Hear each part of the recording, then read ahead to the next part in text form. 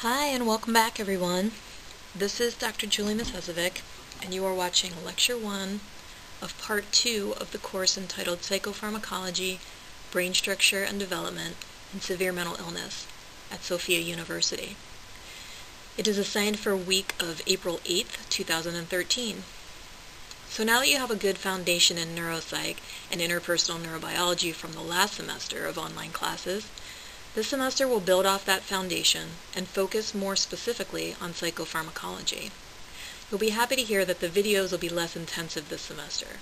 I'm going to blend short didactics prepared by me with lectures and videos found elsewhere on the web.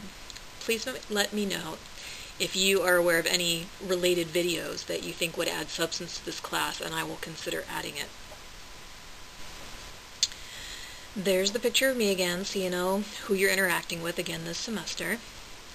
As an overview of this semester's course, we're pretty much going to let our psychopharmacology textbook guide us along through the semester. There's just some basic stuff you need to know, so there's less room for creativity if we want to get through the text. So, this semester we'll focus a little more on the reading and a little less on the videos. To learn psychopharmacology, there is really no way to avoid simply moving through the types of disorders and exploring the types of medications used to treat them. So we will let Preston, O'Neill, and Talaga be our guides. As stated in my email, when I wrote the syllabus, there was no 7th edition to this book. It was actually published in February or March of this year. So while I encourage you to read from the 7th edition, I would understand if some of you had already purchased the 6th edition based on what I wrote in the syllabus. For that reason, I'll clarify the reading assignments using both texts each week in the checklist for successful completion of assignments that will be posted in each week's folder for your reference. I took out the optional for this document because I've decided to include in there not only the links to any lectures or videos assigned, but also the case example assignments. So you will need to open that document each week to get the complete list of assignments for the week. The way I see it, psychopharmacology is changing often enough that I don't expect you to memorize all the specific medications and how they work biologically. This is about as unrealistic as learning all the parts of the brain and their functions. It's simply not realistic and not necessary. My hope is that you will get a good general understanding of how psychopharmacology works and, more importantly, know your resources so that when you have a question, you will know where to go to get the answers. We will break the class into sections based on major categories of neurodiversity. But first, while we're still working our way through the introductory chapters and appendices of Preston et al., on week 2, we will revisit the topic of spirituality in the brain. As you know, we'll be reading Newberg and Waldman's How God Changes Your Brain, Breakthrough Findings from a Leading Neuroscientist, in parallel to the Psychopharmacology Handbook. So we'll take week 2 to focus on that topic, and your writing assignment for that week will be related to that. Like the Armstrong book was last semester, I'm hoping this will be a nice side dish to the main entree of psychopharmacology. Then on week 3, we'll start with depressive disorders, followed by bipolar disorders on week 4, followed by anxiety disorders on week 5, and psychosis on week 6. On week 7, we'll be reading about PTSD, borderline personality disorder, and substance-related disorders.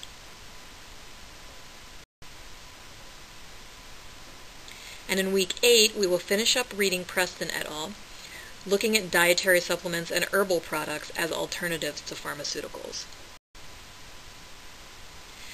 As for assignments other than the reading, on weeks 1, 3, 4, 5, and 6, you will be writing a 1 to 2 page case example assignment.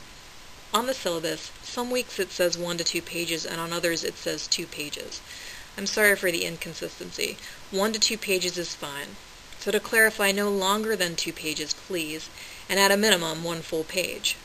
On those weeks, I will supply a case example relevant to the topic of the week, and you will brainstorm about how you would consider treating this client, taking into consideration their physical health, psychological, spiritual, and cultural aspects, as well as consulting about the client's medications. These assignments will be due on the last day of the assigned week. And just to make this more interesting, I will take one of your writing assignments to highlight each week in our discussion forum. I'll do this in alphabetical order, so here's my plan. Here's the schedule. Be sure to write down which of yours we will be discussing and on which week. We'll start with Carol's case example number 1, which we'll discuss on the week 2 discussion forum. On week 3, we'll discuss Ellen's case example number 1. On week 4's discussion forum, we'll discuss Alexandra's case example number 2, and so forth. Because we will run out of case examples, Melissa and Katie and I can decide which of theirs we will discuss on weeks 8 and 9. I'll indicate on the checklist of assignments each week whose case example is up for discussion, so you can feel prepared ahead of time, and post your assignment on the discussion forum on the appropriate week. The intention is not a criticism of your work, but rather as an opening for discussion and how to handle the client in question. Others can then make suggestions about what their assignments contained as well. As previously mentioned on week 2, because there's no case example, the writing assignment will be a reflection paper about the transpersonal therapist and psychopharmacology. I'm interested in your thoughts about how you see these two fitting together. Your final paper, similar to last semester, is due on the last day of the 8th week. That will be June 2nd, 2013. Because of all the writing you will already be doing throughout this semester, I decided to change the final paper to an expectation of 4 to 6 pages. I've decided that 8 to 10 is excessive. The final paper should focus on one of the chapters from the Preston book as a foundation, and then you can get creative with that topic. I'm asking for 3 references other than the course-required texts. I would like to see you integrate psychopharmacology into clinical work as a transpersonal therapist. For example, maybe you felt inspired by the chapter on bipolar disorders and decide to write about the effectiveness of traditional medications compared to alternative methods, or no medication at all. Your discussion might be the pros and cons of different approaches and how you might coach a client through this decision. Also similar to last semester, you will have the opportunity to turn a start to your paper in on week 7.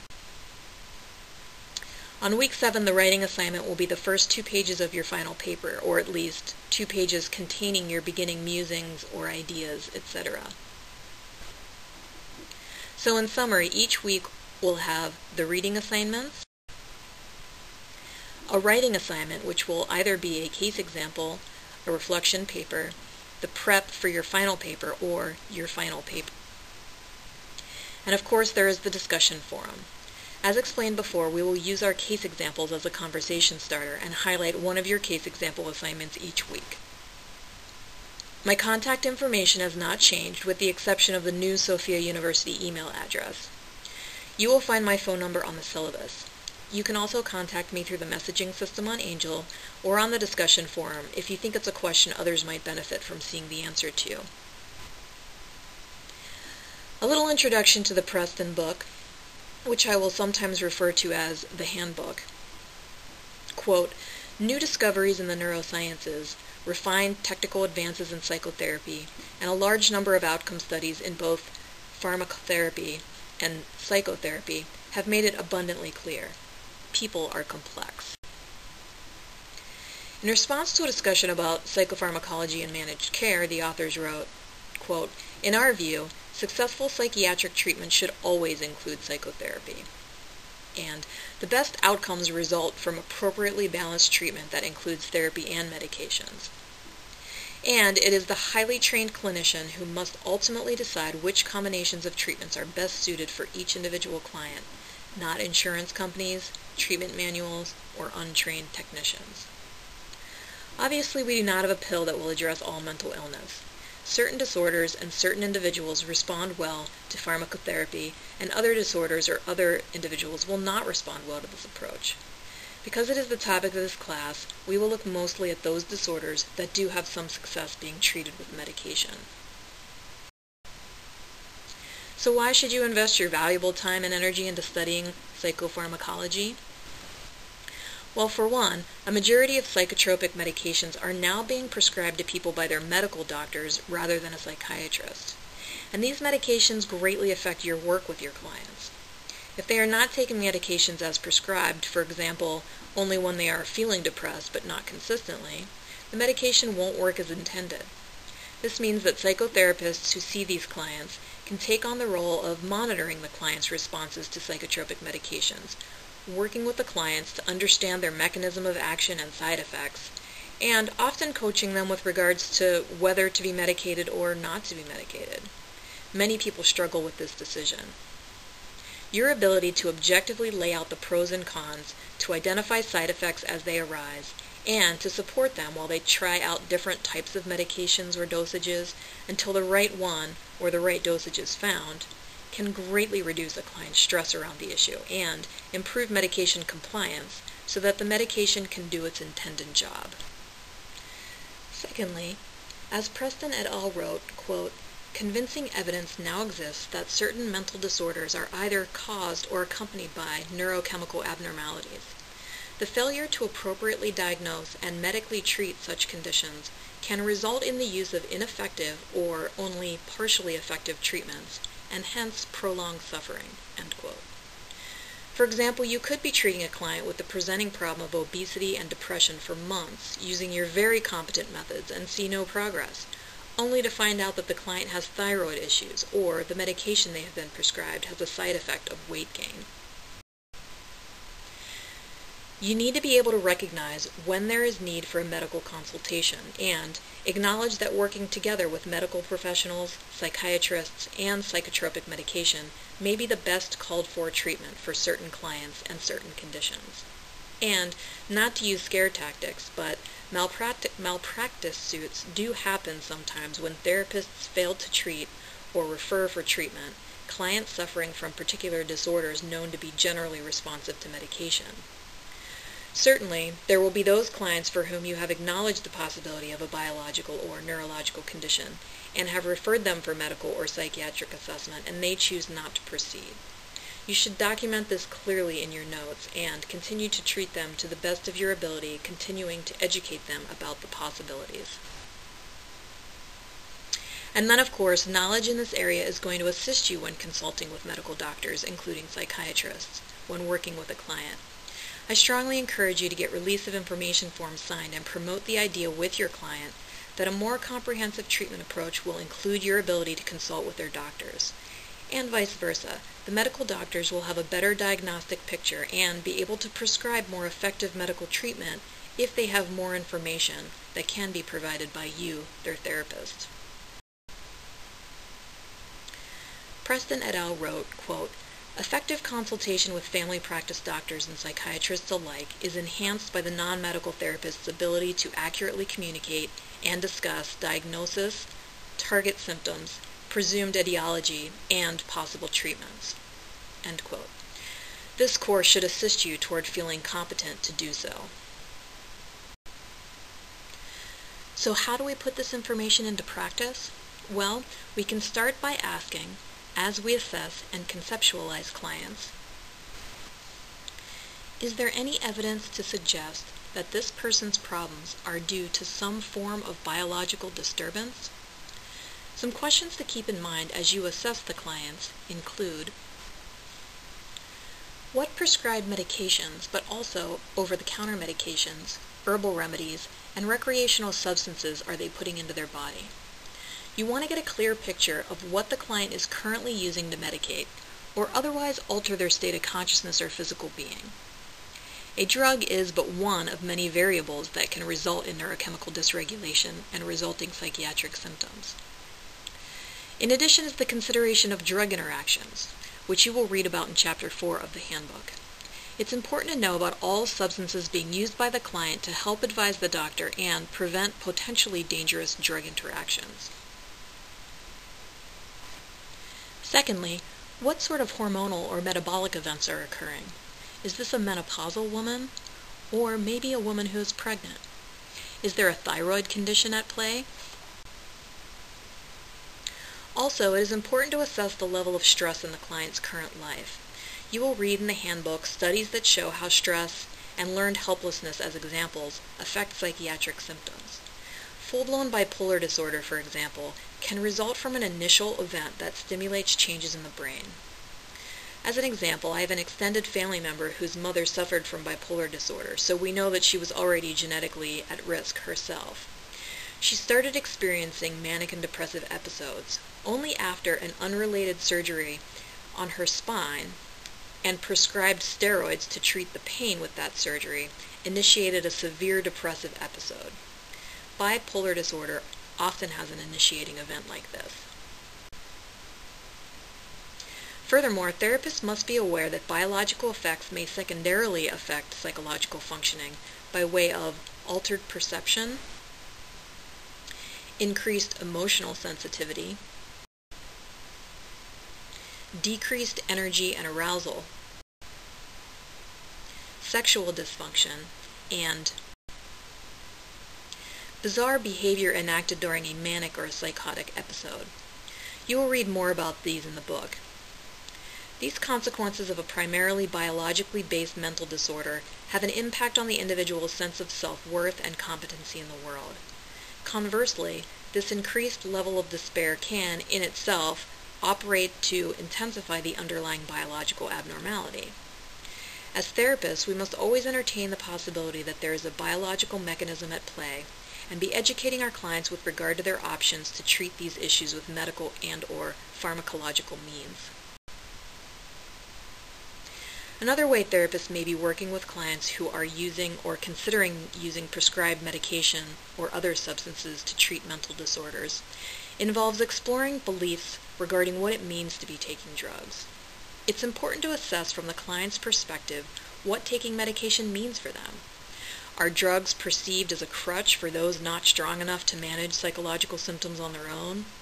Or maybe they think drugs are the answer and psychotherapy is irrelevant. Are there moral beliefs involved?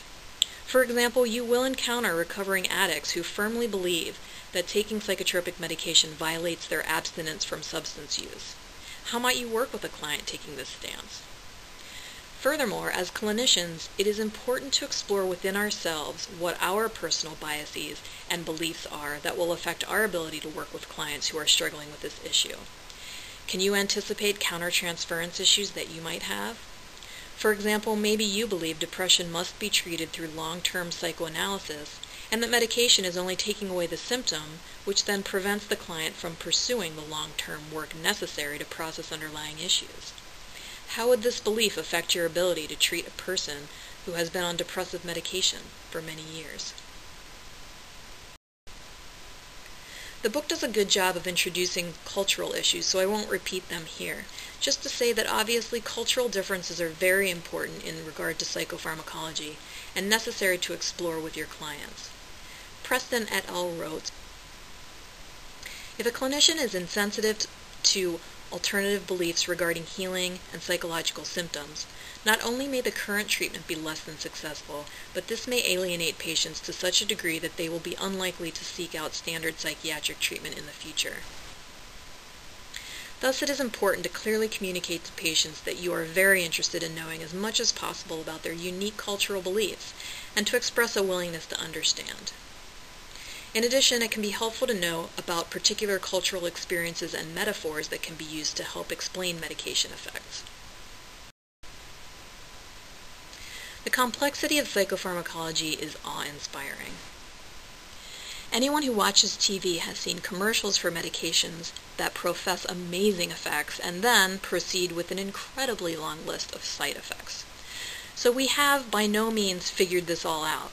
We are treading water in an ocean of discovery when it comes to using medication to treat psychological dysfunction. An example, at the end of Chapter 4 in the Handbook, you will read that 7 families of serotonin receptors and at least 15 subpopulations have been identified. So, even if we identify that a particular disorder directly relates to a type of serotonin receptor, we are far from the mastery that would allow us to develop a drug that affects one of these receptors and not all of them. This is how side effects happen. We cannot yet zero in on the exact effect we need without triggering all sorts of other responses. So, we have gaps in regard to identifying the specific biological components causing mental disorders, for example, what causes depression.